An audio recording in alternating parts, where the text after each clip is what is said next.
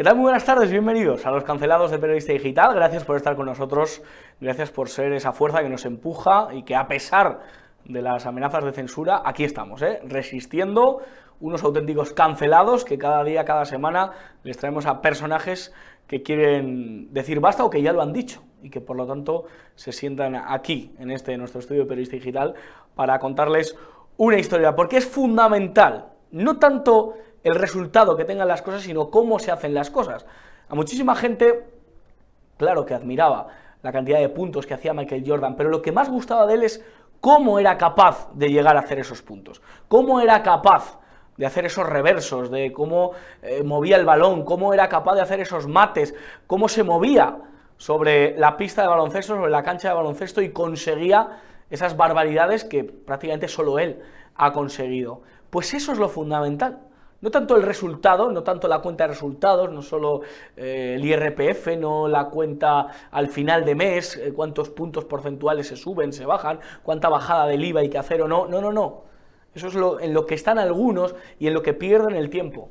La cuestión en nuestra España, a nivel político, es cómo se cuentan las cosas, cuál es la batalla del relato. Porque tenemos un gobierno que sabemos que no sabe gobernar, porque no lo está haciendo. Lleva 35 leyes tumbadas, solo ha aprobado 12 en lo que llevamos de legislatura. Pero ahí no está la clave, eso no es lo que les importa. Lo que les importa es perpetuarse, lo que les importa es cómo cuentan las cosas, cómo están cambiando una sociedad. Cómo hace 6 años España no era la misma que es ahora. Cómo hace 6 años creíamos que ciertas cosas eran una barbaridad y ahora muchos las aceptan, las dan por buena, incluso las aplauden. Y así, cuanto más tiempo está este gobierno, un día más, un mes más, es absolutamente catastrófico para nuestra sociedad. Y por eso hay que cambiarla desde el relato. ¿Cómo contamos la historia? No yendo como auténticos kamikazes a pecho descubierto y sin armas dialécticas para poder vencer a una maquinaria del fango que la verdad que está muy crecidita. Es impresionante cómo Sánchez tiene a 100 personas, y no es un número para redondear, no es una cifra que queda bonita, no. 100 personas trabajan para él, aparte de los 1.200 asesores, solo 100 personas trabajan para él para la cuestión del relato, para contarles a ustedes cómo dirigir un discurso hacia su corazón, no hacia su bolsillo o hacia su mente, que ya sé que están quemadas, que están absolutamente atrofiadas por culpa de las políticas de este gobierno, sino a su corazón, a sus sentimientos. Por eso es necesario cambiar el relato, por eso es necesario dar una vuelta de tuerca y situarse en una partida en la que también la controlemos aquellos que queremos pararle los pies. No podemos jugar con trampas, no podemos jugar a un deporte en el que ellos tienen la capacidad o la legitimidad de meter goles con la mano, de saltarse los fueras de juego, de poder dar una patada sin ton ni son y que el árbitro no les saque ni una tarjeta. Si jugamos a eso, vamos a perder siempre. Por eso tenemos que conocer a qué se dedica estos que nos gobiernan. ¿Cuál es su objetivo? ¿Cuál es su fuerza? ¿En qué radica lo que creen y lo que les expresan a todos ustedes? Por eso cada vez que hable Sánchez, ese hombre con la voz impostada, ese hombre que hace gala de sus 2 metros de altura, y como decía ayer un diputado de la Asamblea de Madrid, como está tan bueno, pues tiene capacidad para decir lo que le dé la gana.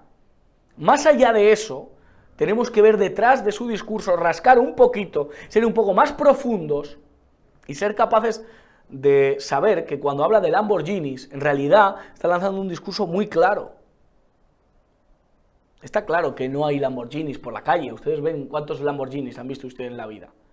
La clave es lo que hay detrás de ese discurso y lo que quiere imponer Pedro Sánchez y toda su gente. Óscar Puente cada vez que lanza un tuit, Patxi López cada vez que sale una rueda de prensa, Urtasun cada vez que habla desde el Ministerio de Cultura. Todos esos son armas de propaganda.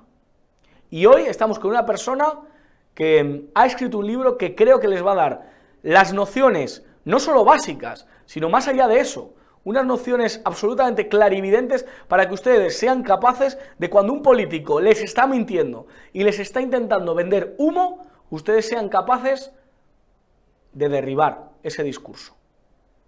peligroso y ese discurso que, como decía, va directo a sus entrañas, va directo hacia lo más profundo de su corazón. Él es el escritor, guionista, director de cine, Luis María, que nos trae La fuerza del relato, cómo se construye el discurso ideológico en la batalla cultural. Querido Luis María, ¿cómo está usted? Pues muy bien, muchas gracias por invitarme y como yo siempre digo, yo voy a los lugares donde me invitan y donde me dejan hablar en libertad, con lo cual estoy encantado de estar aquí con vosotros. Aquí entonces estás en tu casa, absolutamente, como un cancelado, porque aquí el programa se llama Los Cancelados, no sé si le viene como anillo al dedo este nombre. Sí, yo creo que el relato de la cancelación, que lleva imponiéndose en los últimos años y cada vez con más fuerza, también llamado el wokismo, ¿no? La cultura de lo woke, está mal dicho decir cultura de lo woke, pero bueno, el woke es una manera de excluir y de mandar a una leprosería social, no voy a decir asesinatos sociales, pero una leprosería social a todos aquellos que creen todavía en la capacidad del individuo para decidir por sí mismo y sobre todo para enfrentarse al relato, al argumento único que se está imponiendo en nuestra sociedad a marchas forzadas, ¿no? Entonces los cancelados, que cada vez somos más los que sufrimos todo tipo de cancelaciones, todo tipo de exclusiones, por intentar imponer nuestro criterio, no imponer, sino contar nuestro criterio, y por intentar seguir pensando por unos mismos, ¿no? Entonces creo que está muy bien y que además ahora los medios de comunicación van a sufrir también un proceso cancelatorio importante. ¿Por qué atreverse a escribir este libro? ¿Por qué has tomado la iniciativa de decir voy a escribir un libro para intentar derribar dialécticamente y en forma de discurso a aquellos que nos están vendiendo cada día una serie de ideas? Pues mira, me parece una buena pregunta, que no me la habían hecho nunca. ¿Por qué escribir este libro? Bueno, aparte de mi condición de escritor, yo trabajo como guionista, trabajo con el lenguaje de la ficción desde hace muchísimos años y me fui dando cuenta, por dos razones que ahora te voy a explicar, pero me fui dando cuenta poco a poco, en los últimos, sobre todo los últimos 2-3 años, me fui dando cuenta cómo el lenguaje de la ficción, sobre todo la narrativa que yo llamo en el libro, tú has dicho el lenguaje que va al corazón, la narrativa de ficción emocional, la que hemos utilizado toda la vida en el cine y en las series, en la dramaturgia, para contar ficciones, se estaba imponiendo cada vez más en el lenguaje cotidiano, institucional, político, mediático, empresarial, pero de una manera absolutamente brutal. Y cómo la gente estaba asumiendo, eso es lo que yo llamo en el primer capítulo la Netflixización social, cómo la gente asumía los relatos de ficción emocional como realidades absolutas, hasta tal punto que mentiras absolutas totales se convierten en pseudo-realidades, en una especie como de imaginaría narrativa por la cual la gente es capaz de zombificarse.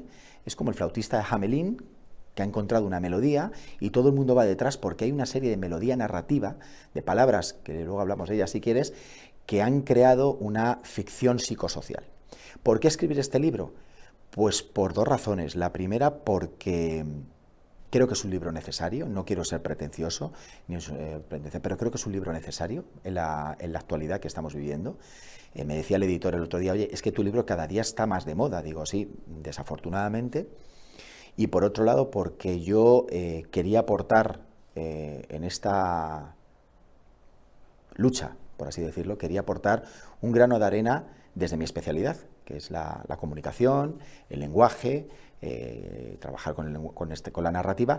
Quería poner una herramienta al público y a nuestros espectadores para, oye, pues hay una manera de hacer un contrarrelato y de entender el relato que nos viene para desmontarlo, para desmenuzarlo, para comprenderlo y analizarlo, porque si no nos vamos a zombificar y nos estamos zombificando como seres. Eso sería el gran problema.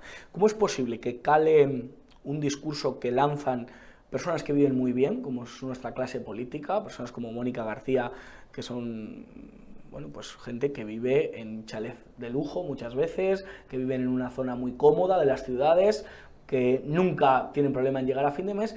¿Cómo es posible que su discurso cale en gente que vive en 5 metros cuadrados en una habitación, que comparte piso con 4 personas, que tienen muchas dificultades y el día 28 y 29 del mes miran la cuenta para ver si tienen para darse un caprichito, como es salir a comer con su novia o con la persona a la que quieran?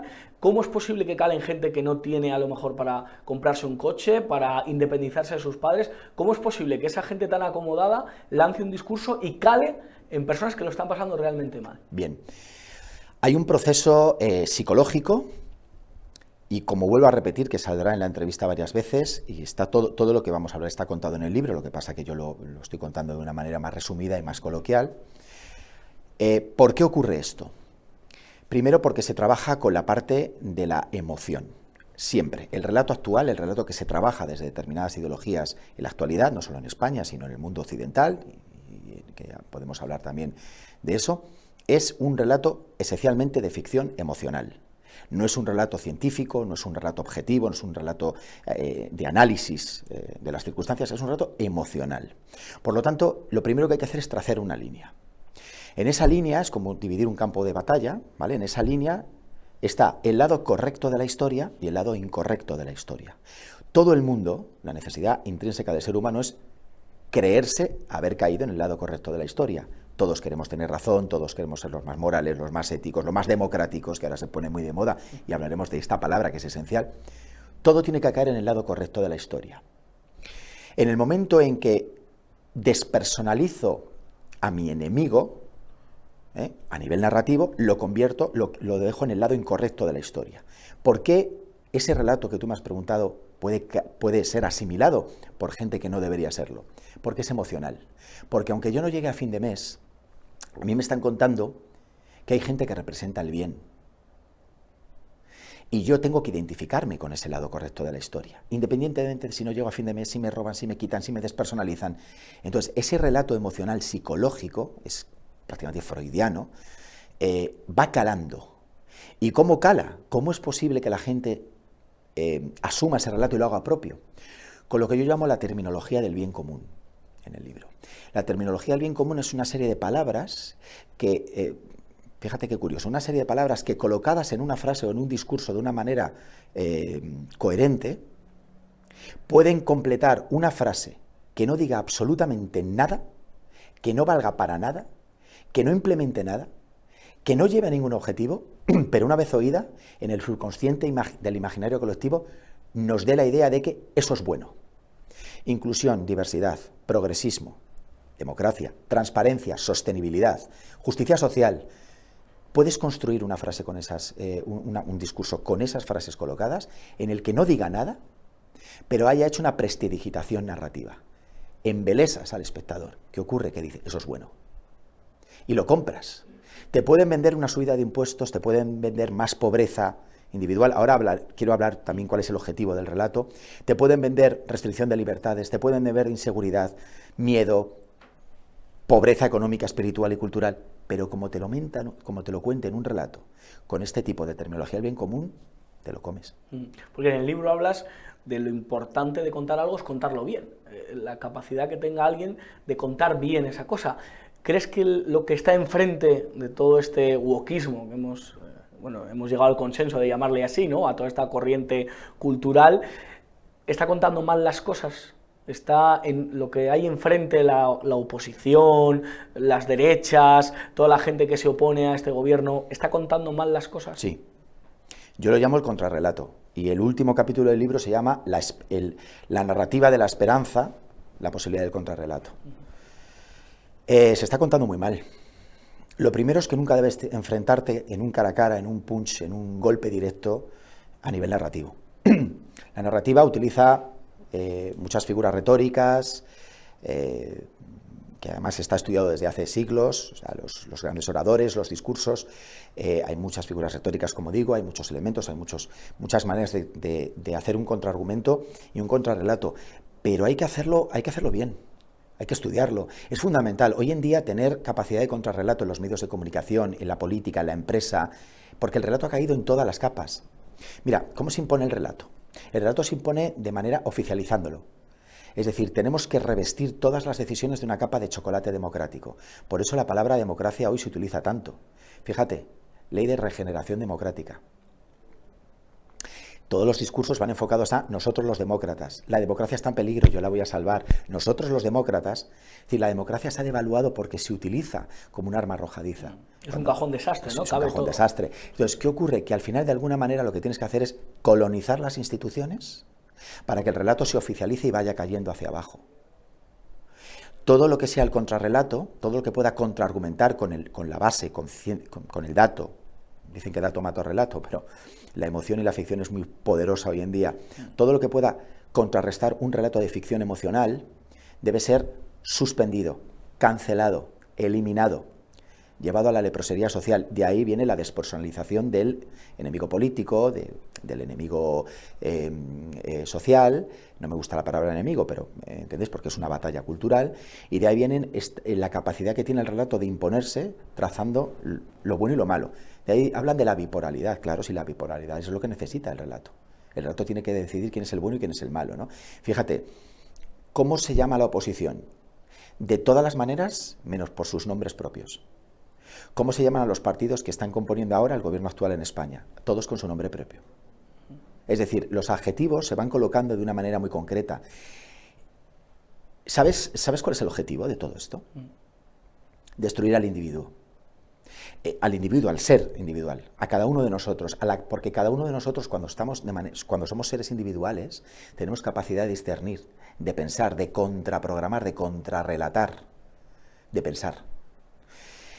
El empobrecimiento económico del individuo, el empobrecimiento cultural del individuo, intelectual, el empobrecimiento social, para que el individuo se sienta desprotegido y vulnerable y de alguna manera se busque la colectivización absoluta. Una vez que el individuo se desprograma y queda metido en una colectivización en la tribu, es muy fácil de programarle, porque todos los relatos van siempre enfocados a la tribu. En el momento en que un individuo, un ser, piensa por sí mismo, debe ser anulado. Todo esto se trabaja con el relato. Y acabo esta parte de la respuesta. Mira, estamos viviendo una época donde perdemos libertades, a todos los niveles. Todos los días se hacen leyes que en realidad van enfocadas a usted no sabe, como individuo no puede, no es maduro. Ya le va a decir su padre Estado lo que tiene que hacer. Tenemos gobiernos cada vez más intervencionistas. Hablo no solo en España, sino en Occidente. Leyes cada vez más intervencionistas. Pérdida de libertades. Usted no puede entrar dentro de Madrid Central porque es malo. Tenemos un empobrecimiento económico clarísimo. Cada vez tenemos más impuestos, cada vez tenemos menos dinero en el bolsillo.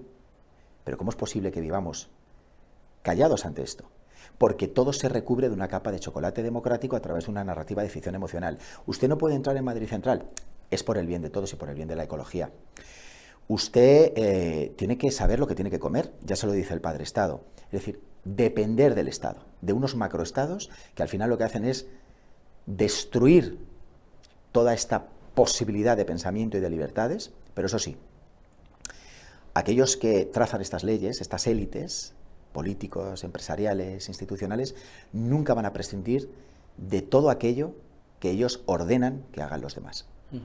Y el libro da bastantes claves sobre ello, pero un trazo gordo de cómo desmontar discursos que son sencillos en cuanto al discurso se refiere. Por ejemplo, el de los Lamborghinis y el de, bueno, pues los peatones y la gente que va en autobús público, ¿no?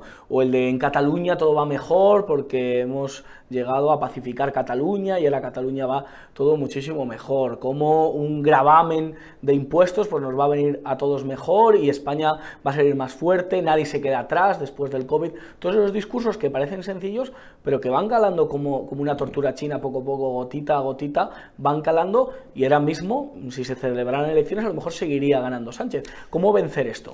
Bueno, hay una palabra que se utiliza mucho en estos discursos y ahora voy a cómo se hace el contrarrelato. En los relatos se trabaja mucho la palabra progresismo y justicia social. Bueno, la justicia social no es una entelequia, en realidad. No vamos a entrar en este discurso ahora porque está explicado en el libro, pero bueno, se trabaja lo que llamamos la terminología del bien común. Bien, claro, cuando tú asimilas ese relato y dices, todo es bueno, ¿vale? ¿Cómo se desmonta el relato? Estudiando y analizando el relato. Estudiándolo primero. Es decir, vamos a ver qué me han dicho. Vamos a implementar políticas inclusivas para mejorar la justicia social dentro de un entorno sostenible. No podemos estar haciendo así como el perrito del coche. ¿Qué ha dicho? Vamos a ver qué ha dicho. ¿Qué es todo esto? No es nada. Eso es una práctica de relato. He puesto un ejemplo que me he inventado ahora. Pero es que hay otros relatos, como tú dices, que vamos a hacer, por ejemplo, hay palabras que es, vamos a pedir un pequeño esfuerzo a la sociedad para hacer como lo llaman ahora, presión fiscal, ¿no? Sí, gravamen. Sí. Que te van a subir los impuestos, que vas a ser más pobre. Ya, bueno, pero es para que la gente, hay que pagar muchos impuestos para que haya medios públicos. Educación. No, no, si no es una cuestión de pagar más impuestos, ya pagamos muchos. Es una cuestión de que el dinero que se recauda tenga una gestión correcta y no se vaya a un montón de cosas que no se necesita ese dinero y que están haciendo que se esté enriqueciendo una clase política, una clase empresarial, social, etcétera, etcétera, institucional, mientras nuestros servicios públicos cada vez se deterioran y lo que nos cuentan es que necesitan más dinero para mejorar los servicios públicos, pero en realidad no es para eso, es para mejorar su calidad de vida. Esa es la clave. Es decir, pensar, analizar, para luego contraargumentar. Mira, el otro día hace un tiempo escuchaba una entrevista a un político que decía, bueno, es que hay que hacer un pequeño esfuerzo los ciudadanos para mejorar nuestra calidad de vida. Sí, claro, que empiecen ellos, quitándose los sueldos que tienen en el Congreso, los móviles de última generación, las tablets, todas las prerrogativas que tienen, todas las dietas que tienen. Vamos a empezar por ahí. Es decir, todo tiene que ser un proceso de coherencia. Hay un proceso de coherencia. El relato, cuando es de ficción emocional, no es coherente y es muy fácil destruirlo.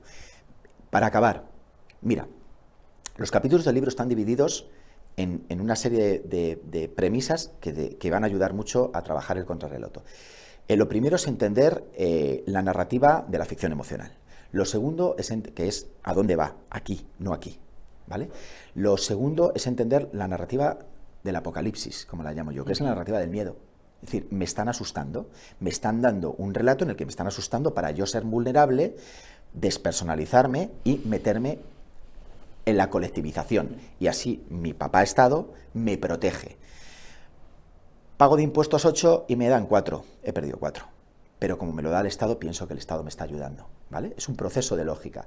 Luego está la narrativa de los medios de comunicación, la narrativa del espectáculo, que son los medios de comunicación ahora no dan noticias, dan psicoticias y ficcioticias. Se utiliza la psique para programar al espectador hacia una tendencia y luego ficciona la realidad para llevar la realidad hacia una realidad paralela que ya no es real, que no es la verdad, porque desde que la información es un negocio, la verdad ha dejado de ser importante, y trabajo un relato de ficción emocional a través de los medios de comunicación. La narrativa del consumo, cómo nos obligan a consumir cada vez más cuando en realidad no necesitamos tantas cosas. Bueno, hay más narrativas, la narrativa de la ficción política, es decir, una vez conocidas este tipo de narrativas, hay un capítulo que habla de cómo se construye el relato y cómo se construye el contrarrelato. Claro, porque esto no viene de ahora, es decir, Pedro Sánchez es el producto de muchísimos años de este tipo de discursos lanzados, ¿no? De cuándo dista, no sé, el cambio histórico para que los vientos, para que también te vaya bien en el mundo del periodismo, en el mundo del cine, en el mundo de contar las cosas, ¿desde cuándo comienza a cambiar los aires hacia lo progre, hacia lo woke, hacia todo este tipo de cosas? Bueno, hay un momento, vamos a ver, la fuerza del relato se ha trabajado siempre. Siempre, desde que el ser humano pisa este planeta, siempre el relato ha sido extraordinariamente necesario para modificar la conducta de las masas. En Roma se trabajaba la espada y la palabra. Con la palabra enfoco a la masa, con la espada sofoco a la masa o la impongo. Bien, pero los oradores han estado en Grecia, en Roma, y luego, fíjate, los movimientos nacionalsocialistas alemanes, los movimientos comunistas en la Rusia, trabajaban el relato. Los oradores, era fundamental que el público tenerle hipnotizado con la palabra y luego ya con el público haces lo que quieres una vez que está hipnotizado. Bien, pero ¿qué ha pasado ahora? Fíjate, en los años 70, 80, 90 no se trabajaba tanto el relato. Se trabajaba más la acción, es decir, la verdad, acuérdate de ese anuncio de busque, compare y si encuentra algo mejor, cómprelo. Ahora eso ya no existe. Ahora te voy a contar una historia emocionante y emocional para que compres mi producto. ¿Qué es lo que ha ocurrido? Aunque sea una mierda. Aunque sea una mierda. ¿Qué es lo que ha ocurrido en los últimos años? Bueno, la explosión de las redes sociales, importante, canales de comunicación muy rápidos, muy directos, que con un solo botón generan mucha información en muy pocos segundos, se expanden de manera muy rápida y nadie se pregunta si son verdad o mentira, y ahí sí que podríamos hablar de los famosos bulos. Claro. Los bulos, las difamaciones, las calumnias, los libelos, eso está a la orden del día. Además, tú lo lanzas y ahí queda. Ya no se contrarresta. Puedes manchar y mandar a la leprosería social a alguien con cualquier mentira. Lo que pasa es que ellos se creen los jueces de qué es un bulo y de qué no. Claro. O sea, ahora desde el gobierno son los que dicen esto es bulo y es que no. Y no se le puede decir, oiga, que usted es el que más bulos está lanzando en toda la legislatura. Mira, Josué, hasta hace muy poco tiempo, cualquier noticia o cualquier comentario que fuera un bulo, una difamación, una calumnia, una injuria, un libelo, cualquier cosa, si te oponías a ello, ¿sabes lo que te encontrabas? La respuesta. El libre ejercicio de la expresión. Democrática, además. Cuando les ha afectado a ellos, ya no es un libre ejercicio de expresión democrática. Aquí ya hay difamaciones, hay bulos, hay calumnias y eso hay que pararlo. Fíjate la clave. La clave es esa. Lo que antes era una difamación no era, porque como se hacía hacia una dirección, era un libre ejercicio de expresión, pero cuando me afecta a mí, al poder, ojo, ahora sí existe la difamación y entonces ahora hay que contrarrestar eso. Eso es relato puro, absolutamente. ¿Qué ha ocurrido en los últimos años? ¿Sabes cuándo empezó el relato a formalizarse? Este nuevo relato, este relato del que tú hablas, este relato del neoprogresismo, en el 15M. Ahí empezó todo, la crisis de 2008.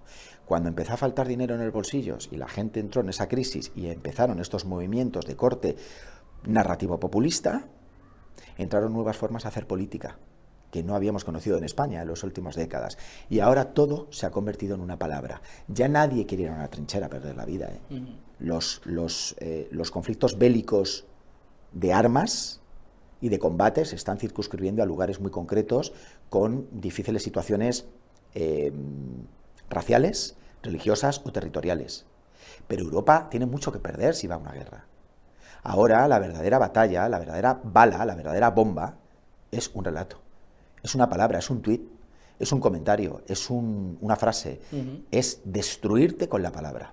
Y hoy en día, que cualquier individuo tiene muchísimas plataformas de ficción en su casa y ha asumido el relato de la narrativa de ficción como algo propio, puedes convertir cualquier mentira en una especie de apariencia de realidad y de verdad, que no hay nada, es la sociedad del escaparate, claro, que detrás no hay nada, pero que por delante parece una verdad absoluta. Y eso solo se hace con el relato. ¿Y crees que personajes como Milei, Isabel Díaz Ayuso, Donald Trump se presenta ahora en unas elecciones, pero ya ganó unas, ellos sí han conseguido ganar el relato o es que imponen su relato frente a lo que el wokismo propone y de alguna manera son una alternancia en el poder que va a durar una serie de años, pero que en realidad no cambian, sino simplemente maquillan un poco la realidad? Bien, me has nombrado una serie de personas que tienen relato y tienen contrarrelato. ¿Y por qué? Porque el relato históricamente siempre está asociado a las ideologías de izquierdas, que son las que han sabido perfectamente darle valor a la narrativa de ficción emocional. La derecha nunca se ha interesado de eso. Fíjate, desde la Revolución Francesa, igualdad, fraternidad, libertad, igualdad y fraternidad, la izquierda dijo, esto es mío, esto es bueno. Revolución industrial, sindicalismo, lucha obrera, para mí también. Luego llegaron la época de saltó a las guerras mundiales, la época de las revoluciones. ¿Qué eran las revoluciones? Violencia. Pero si le llamo revolución, me arrogo también la capacidad de ser violento, pero lo maquillo de una capa de chocolate narrativo. Con lo cual la violencia también es mía, le llamo revolución. Luego llegaron todos los movimientos, el pacifismo, el indigenismo, el ecologismo, ahora lo que llaman las minorías identitarias, que son mayorías, bueno, no mayorías, pero que son, están a la orden del día y que ya no son minorías, ¿vale? Los nacionalismos también, que es contra natura, que la izquierda no puede ser nacionalista en sí misma, también se lo han arrogado. Y otros ismos, lo tienen todo. Han sabido perfectamente construir y adueñarse del relato, de la ficción, de narrativa a lo largo de la historia. La derecha nunca le ha preocupado esto. ¿Qué ha ocurrido ahora? Que hay gente en el entorno de la derecha política, institucional, mediática, empresarial, que han dicho, no, es que es muy importante el relato. Y vamos a contraargumentar y a contrarrelatar. Y ahí, fíjate, me has nombrado gente que ha llegado al poder. Me has nombrado 3 personas que han llegado a ser presidentes de comunidades, de gobiernos, de países, de potencias mundiales, porque han contraargumentado. Tú puedes estar de acuerdo o no luego con lo que digan, no voy a entrar ahí, pero cuando hay un contraargumento, cuando se utiliza la misma narrativa de ficción emocional o la narrativa de ficción objetiva para hacer un contrarrelato hacia el relato, lo que yo llamo el relato es el discurso único oficializado, ¿vale? En Occidente, estas personas han llegado a lo más arriba. ¿Por qué? Porque la gente necesita y quiere el contrarrelato y quiere contraargumentar. Alvise Pérez ha sacado 3 eurodiputados sin programa electoral, sin unas promesas concretas, simplemente con una serie de eslóganes en redes sociales. 3 eurodiputados ha sacado y las encuestas le dan un 3% de los votos en en el Parlamento español. Bueno, yo te comentaba antes del auge de las redes sociales, es decir, ahora, claro, antes los políticos necesitaban una entrevista en un periódico o subirse en una platea para dar un discurso. Hoy en día tú abres una cuenta en una red social y ya puedes plantear un discurso. Bueno, el caso que comentas, que yo lo conozco poco y lo he estudiado muy poco, es un caso bastante curioso, ¿no? Cómo alguien a través de redes sociales consigue llegar a un Parlamento Europeo a través de un relato que han comprado mucha gente a través de las redes sociales. Es una nueva forma de hacer política. Guste o no guste, es una nueva forma de hacer política. Repito, la política hoy en día es relato. Desafortunadamente, Josué, la política es el arte de hacer que las personas vivan cada vez mejor. Y todos somos políticos. Cuando hablamos de los políticos como que son los encargados, que lo son, porque les votamos para que luego gestionen nuestros recursos para tener una vida de mejor, pero es que cada uno de nosotros es un ser político y todos debemos hacer política. Cuando alguien dice, a mí la política no me interesa, pues se están aprobando leyes que te afectan todos los días. Claro. Todos los días. Y hoy en día las leyes no se cuentan. Las leyes se narran y se relatan a través de una ficción emocional, que es lo que tú decías antes, al corazón. Le voy a quitar libertades, pero es por su bien. Usted no coma carne, es por su bien. Usted no haga esto, es por su bien. Usted piense lo que yo diga, es por su bien, por su bien, por su bien, por su bien. Joder, al final con el bien colectivo terminamos los individuos siendo cada vez menos importantes, menos capaces, menos maduros. ¿Y cuánto le va a durar a Sánchez la patente de corso de poder mentir, lo que sea, venderlo como esa capa de chocolate en la que nos hablabas? Él la llama cambio de opinión, ¿no?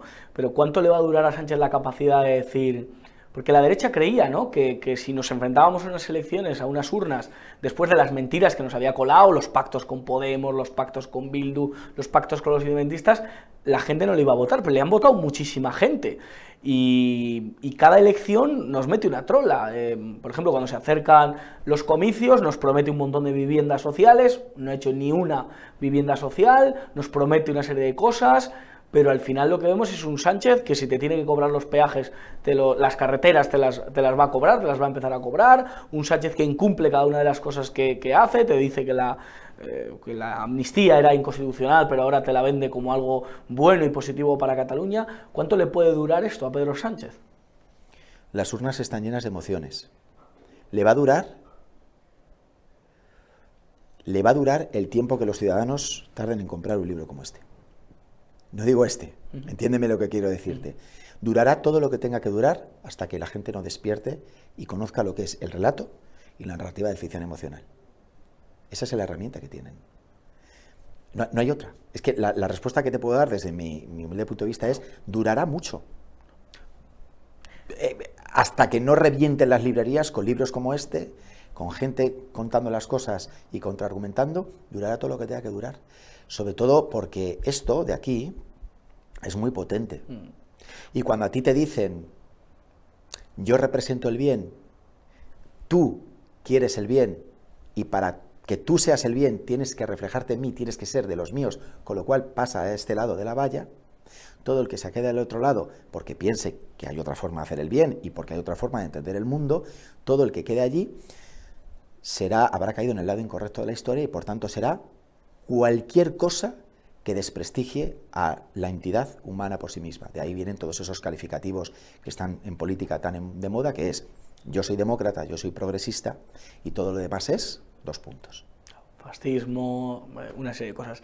¿A quién, no digo políticamente que admires, pero sí digas, joder, qué bueno es vendiendo relatos en el gobierno de España o en la política? ¿A quién dices, joder, el tío cómo está de trabajado, cómo lanza discursos? ¿En quién crees que se debe fijar la gente para decir, ojalá hubiera en el lado, digamos, contrario de la historia un tipo como este? O sea, hay nombres, ¿eh? Lo que pasa que fíjate, me estás preguntando quién es un maestro de la narrativa, del relato. El presidente de Argentina. Yo he seguido, fíjate, no hablo soy muy pragmático en lo que me estás preguntando, no hablo ya de ideologías. Yo lo he seguido hace mucho tiempo. Ha sido conocido por la opinión pública cuando ya empezó a llegar, o sea, cuando ya llegó prácticamente al gobierno de la República Argentina. Pero yo lo seguía desde hace mucho tiempo. Es verdad que Milei tiene muchos momentos de subida, de una agresividad verbal o narrativa fuerte, de pico, y luego otras veces baja y se calma mucho. Sí, sí, lee el discurso, se pone unas gafitas. Sí. No, y además, cuando los programas de televisión que estuve oyendo durante mucho tiempo, tú veías como de repente subía el tono, luego lo bajaba, luego se relajaba. Pero yo no me fijaba tanto en la parte actoral, escenográfica, me fijaba en lo que decía. Ha dejado callada a mucha gente, pero a mucha gente. Hay otro tipo muy interesante, yo no les conozco personalmente, que se llama Agustín Laje. Es un escritor que ha escrito unos libros interesantes que además le han llevado a un proceso cancelatorio en Latinoamérica, que tú le ves en las tertulias, tú le ves en los debates, y es letal con la palabra. Es decir, cualquier persona que ha intentado contraargumentarle no ha podido. Incluso cuando él contraargumenta, destruye con el dato, con la narrativa del dato y objetiva, ¡pum! Y se cae todo, ¿no? Ben Shapiro también, ¿no? También. Y había otro, Jordan Peterson, que fue cancelado. Hasta tal punto que creo que lo obligaron a hacer un curso no lo recuerdo muy bien, pero bueno, son gente con una capacidad de contrarrelato y de narrativa muy solvente. ¿Y sabes por qué? Porque sí, trabajan la emoción y la ficción emocional, pero es que trabajan también el dato, trabajan muy bien el recurso retórico, conocen bien, es decir, no solamente la escenografía, sino lo que cuentan, cómo argumentan las palabras, cómo componen y sobre todo, cómo destruyen el relato de ficción emocional con un argumento real. Esa gente es muy interesante de seguir. Yo no les nombro en el libro porque no es la función del libro, pero yo he visto mucha gente de diferentes aspectos ideológicos. Para escribir el libro he visto muchos relatos y te das cuenta cómo hay una batalla muy interesante que es la batalla el discurso ideológico, la batalla cultural. Y Yolanda Díaz, Bolaños, que muchas veces dices, pero si no me ha dicho nada, o sea, si que detrás de esto no hay nada. Pero lo ha vendido que mucha gente dice, joder, qué bien me cae, o le compro el discurso. La terminología del bien común, lo que he explicado antes, es trabajar con la terminología del bien común. De hecho, has nombrado a una persona que incluso cuando traba un relato no sabe lo que está diciendo, es decir, ves que le cuesta, comprenderse a sí mismo. Pero da igual, porque hay una serie de palabras que tú las metes en 5 frases, pum, pum, pum, pum, las conectas unas con otras y rápidamente linkean con el imaginario, el colectivo social, y entonces, pum, ya está, lanzado el discurso. Y no dicen nada, ¿eh? Yo he llegado a analizar algún discurso de políticos españoles que han estado durante 1 minuto y medio hablando y no decían absolutamente nada. No había nada argumentado, no había nada objetivo, no decían nada y habían hecho una especie de hipérbole, una figura retórica extraña por la cual habían utilizado 6, 7, 8 términos de lo que yo llamo terminología del bien común, y cuando terminabas el discurso, evidentemente yo lo estaba analizando desde el punto de vista de la profesión de la comunicación, seguramente si tú pusieras a 10 personas delante de ese discurso, 8 te hubieran dicho, lo que ha dicho es bueno, está muy bien, ya, pero ¿qué le ha contado exactamente? Pues no lo sé, pero ha sonado muy bien, porque si vamos a hacer algo que es sostenible y progresista y que es bueno para la justicia social, pues es bueno. Hay que hacer un discurso para, permíteme la expresión, gente tonta o gente que creas que es más lista que tú. Que si tenemos que Hay fabricar... que lanzar un discurso, el político debe lanzar el discurso para gente que considere más tonta que él o más lista que él. Bueno, yo creo que considerar que alguien es más tonto que tú es muy pretencioso. Yo creo que la gente es bastante más inteligente de lo que pensamos y de lo que creemos. Por eso, además, si te das cuenta, le cuesta muchas veces perpetuarse en el poder a ciertas posibilidades, ¿no? La gente le cuesta despertar, pero es verdad que todo el mundo tiene un límite.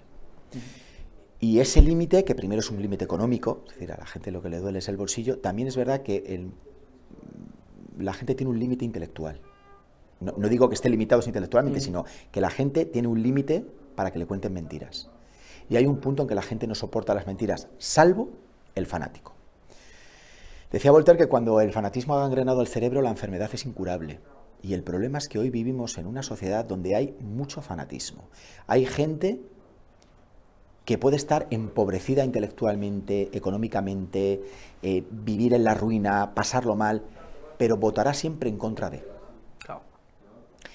Las urnas están llenas de emociones. ¿Qué discurso tiene que hacer el político? Yo creo que el político lo que tiene que saber es contar las cosas desde una verdad.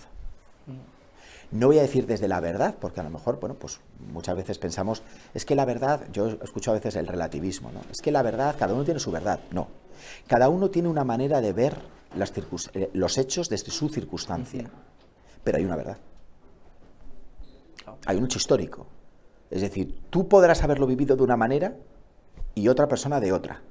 Pero la realidad es que ocurrió un hecho histórico. En el desembarco en Normandía unos vivieron desde un punto y otros lo vivieron desde otro, pero ocurrió un desembarco en Normandía. En la guerra civil, ¿no? Pasa, cada uno hemos tenido un abuelo en un bando o en un otro, pero hay cosas que han pasado. Lo que pasa es que con la famosa expresión de dato mata relato, si uno echa para atrás, por ejemplo, la vida de Jesucristo, ¿no?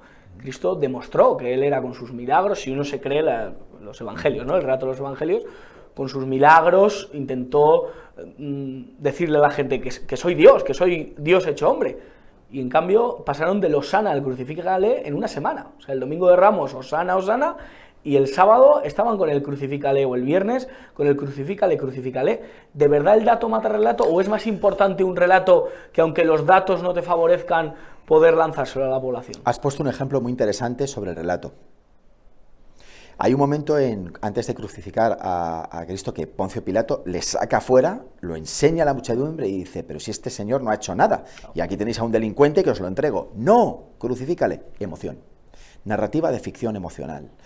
Dato mata relato, siempre y cuando el relato no esté impregnado de una capa de ficción emocional muy potente. Muy potente. Y por eso se trabaja hoy la narrativa, repito, la narrativa de ficción emocional, que es el argumento central del libro. Has puesto el ejemplo ¿no? Es decir, fíjate, me hablas de cómo la figura de Jesucristo entró en loor de multitudes días antes de ser crucificado. Eso lo vivimos todos los días hoy en día. Pero cómo se sube a la gente y se la despeña en cuestión de horas, en cuestión de días. ¿Cómo es posible que un político, un deportista, un artista que era admirado de repente lo hayan masacrado en cuestión de horas a través de un relato? Ha pasado con Plácido Domingo, ha pasado con mucha gente. Con tantos y ha pasado tantos, con muchísima gente. Lo hemos vivido varias personas, claro. Unos más conocidos, otros menos conocidos. Es decir, y además ese relato es un relato que está muy dirigido a convertir a la gente en un leproso social. Porque en el momento en que estás manchado por ese relato de la cancelación, tienes unas llagas imaginarias que hace que la gente tenga miedo a acercarse, porque la gente tiene miedo a salir del relato uniforme, del pensamiento único, ¿no? Es muy interesante por eso lo del título de los cancelados. La cultura de la cancelación ha funcionado toda la vida, y el ejemplo que has puesto de la figura histórica de Jesucristo es muy interesante, como una persona que fue admirada por la multitud, fue crucificada por la multitud. Y es un ejemplo muy claro de que la sociedad nunca va a cambiar. Muchas veces pensamos, Josué, que con decretos, leyes, vamos a cambiar las cosas. Con leyes vamos a cambiar las cosas. Con cambios en el sistema educativo vamos a cambiar las cosas en 2 generaciones. Hay cosas que no van a cambiar, porque son intrínsecas propias del ser humano, del instinto de la posibilidad del ser humano en su expansión individual. ¿Qué ocurre?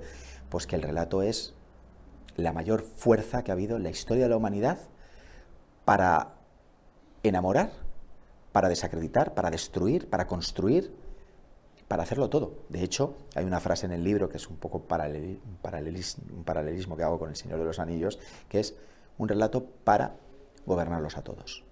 Hoy en día vivimos en eso. Quieren un relato para gobernarnos a todos. Y esa es la realidad. La verdad que el relato sirve para enamorar, porque incluso hasta los más feos hemos conseguido a veces engatusar a una chica preciosa, y eso solo se hace con relato, ya te lo digo yo. Pues Luis María, muchísimas gracias, de verdad, por traernos este libro, por las claves que nos regalas, por la luz que arrojas en él, y más allá de que lo lea todo el mundo, que lo puede encontrar en librería, con la editorial Secotia, ¿A quién se lo regalarías? ¿Qué personaje público famoso te gustaría entregárselo, que lo leyese y que lo tuviese en la mesilla de noche para leerlo? Me gustaría que una mañana, cuando los congresistas, los 300 y pico congresistas y los senadores que tenemos en nuestro país y todos los que están en el Parlamento Europeo se levantaran y llegaran, cuando llegaran y abrieran sus despachos, tuvieran cada uno un libro en su mesa y que lo leyeran. Me da igual la ideología, me da igual que lo leyeran.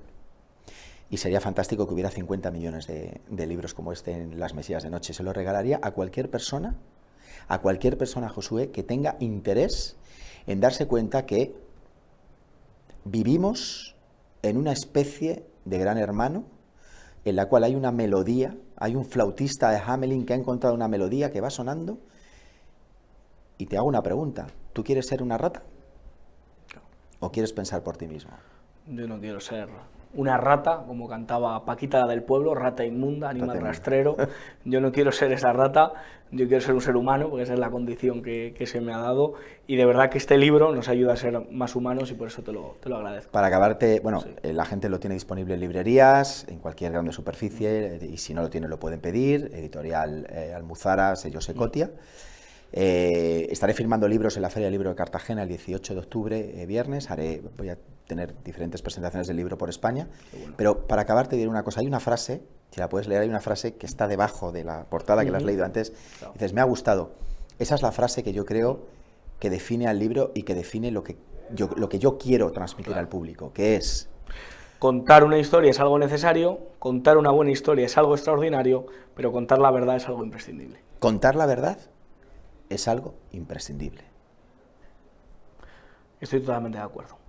Luz María, muchísimas gracias por estar en Los Cancelados de Periodista Digital y espero que vengas a, de verdad, a demostrarnos que pensar y lanzar un buen relato merece la pena. Te agradezco mucho, os agradezco mucho a ti y a todo el equipo que me hayáis invitado, y como he dicho al principio, yo voy a todos los sitios que me invitan y que me dejan hablar en libertad. Y aquí he hablado en libertad, además esto es libertad digital. Periodista digital, perdón, sí, periodista digital. Pero estoy encantado de estar aquí con vosotros y os agradezco que este libro pueda contarse de cara al público, porque creo que somos cada vez más las personas que queremos vivir en libertad. Qué bueno.